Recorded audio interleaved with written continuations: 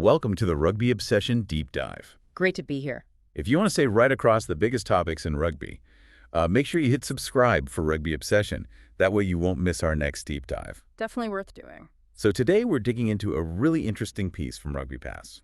The headline is, Wallabies Coach Joe Schmidt hints at selection shakeup for Lions series. Yes, saw that one. It suggests a potential, a pretty big shift in how the Wallabies might pick their team for that huge Lions tour coming up. Exactly. So our mission really is to unpack what the article's saying, figure out the implications, and, think about why this actually matters to you as a rugby fan. Okay, so the first thing that kind of jumps out is this idea that Schmidt might be looking beyond Australia more now. Yeah, the article suggests he's mostly preferred players based domestically, right? That seemed to be the initial thinking, yeah. But this Lions tour, it's different. It's massive. It really is. The scale of it, the history, and it seems like that pressure is forcing a rethink, maybe, making sure they get the absolute best squad together. That's the sense you get. You can't leave any potential weapon unused for the Lions. No way. And the article actually names names, doesn't it? Overseas players who are suddenly, potentially, back in the frame. It does. We're talking some serious talent here. Proper established internationals. Yeah, RugbyPass mentions Will Skelton, massive presence, Pete Samo, who's been playing so well. Oh, Samu. Samu Karevi in the centers, obviously. Yeah. Marika Koribete on the wing. World class. Can't argue with those names. And they even float James O'Connor as a possibility. That's a lot of experience and firepower right there. It really is. What about Pete Samu specifically? The article mentions Tim Horan highlighting his form for Bordeaux. Yeah, Horan seems pretty keen on him, and you can see why his form has been outstanding. He could offer something a bit different maybe in that Wallaby back row, a real point of difference. That's a good point. It's not just about the name, it's about the form they're in now and how they, fit into the puzzle. Exactly. How do they integrate? And interestingly, the article also notes that some younger guys going overseas, like Hooper and Gleason. Tom Hooper and Langy Gleason, yeah. They're expected back for Wallaby duty down the line. So Schmidt's got one eye on the future too, it seems, not just the Lions. Right, so it's a bit of short-term necessity meeting longer-term planning, perhaps. Seems like it. Balancing the immediate challenge with building for what comes next, which, you have to do. Definitely. Okay, if you're finding this breakdown useful, just a quick reminder to subscribe to Rugby Obsession so you get more of this deep analysis. Good shout. Now, the article mentions Schmidt wanting a form squad. That phrase stood out, similar to how Andy Farrell picks for the Lions, apparently. It suggests he really wants players who are playing well right now, wherever they might be. So what does form mean in this context, do you think? Is it just scoring tries, or...? Oh, it's more than that, surely. It'll be role-specific stuff, tackle completion, effectiveness at the breakdown for forwards, maybe line breaks, defensive reads for the backs, consistency under pressure in big club games too, probably. Right, the stuff coaches look closely at. Yeah.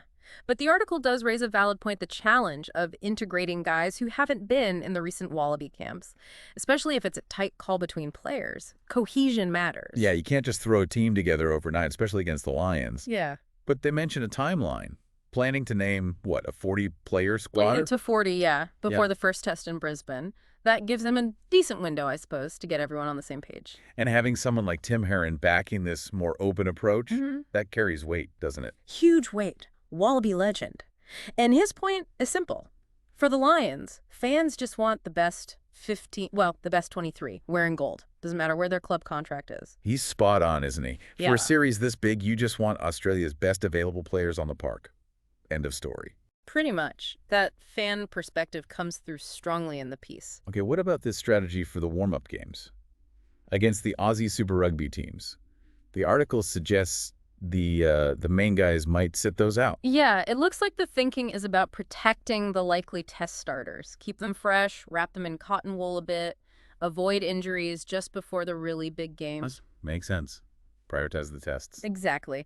But the flip side, which the article also points out, is it gives the wider squad members a massive opportunity, a chance to actually play against the Lions. Oh, that's brilliant for them. Priceless experience. Absolutely. So the top guys are ready for the tests, and the broader squad gets a taste of that unique Lions atmosphere and challenge. Kind of a win-win, potentially. Yeah, seems like smart management.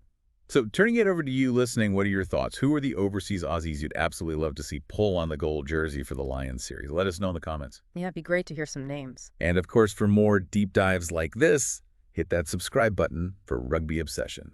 So pulling it all together, it really feels like Joe Schmidt is acknowledging just how big this Lions challenge is. And he's prepared to be flexible, maybe change his initial approach to get the strongest possible Wallaby side out there. Yeah, opening the door to these inform overseas guys. Skelton, Karevi, Samu, Corey, Bibate. That could seriously change the dynamic, couldn't it? Add real quality and, well, maybe some X factor. Definitely. It adds depth and proven class. Which leads to a bigger question, maybe something for you to think about after this.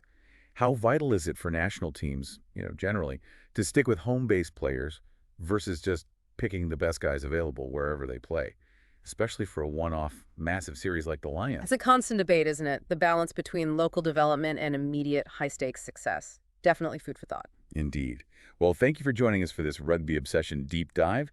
Hopefully that gives you a clearer picture of this potential Wallabies selection shift and the thinking behind it based on that RugbyPass article. Yeah, we'll definitely be watching closely to see who actually makes that final squad. Make sure you subscribe to Rugby Obsession for more in-depth rugby analysis and discussions. Thank you for listening to the Rugby Obsession deep dive, and we look forward to you listening to our next episode.